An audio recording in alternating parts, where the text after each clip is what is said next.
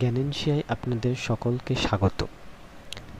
আগামীকাল Hindustan Unilever limited স্টকটিকে ইন্ট্রাডেতে কোন কোন লেভেলে কাজ করা যেতে পারে সেই নিয়ে সামান্য আলোচনা করব আজকে। 15 মিনিটের চার্টে লক্ষ্য করলে দেখব যে আজকে হিন্দুস্তান ইউনিলিভার স্টকটি প্রথমে একটি আপ মুভ দিয়ে পরে একটি সামান্য কারেকশন হয়, পুনরায় ওই লেভেলকে ব্রেক করে উপরের দিকে যাওয়ার চেষ্টা করেছে। সেক্ষেত্রে আগামীকাল স্টকটি ওপেন হওয়ার পর নতুন হাই ক্রিয়েট করলে 2761 লেভেলটা একটি রেজিস্ট্যান্স জোন হিসেবে কাজ করতে পারে।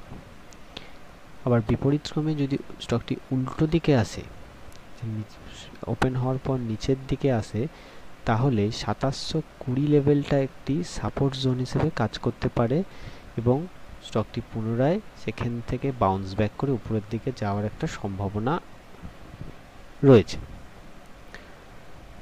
অর্থাৎ যদি স্টকটি উপরের দিকে যায় তাহলে 2761 লেভেলটাকে আমরা খেয়াল রাখবো রেজিস্ট্যান্স জোন হিসেবে এবং নিচের দিকে 2720 লেভেলটা একটি সাপোর্ট জোন হিসেবে কাজ করতে পারে।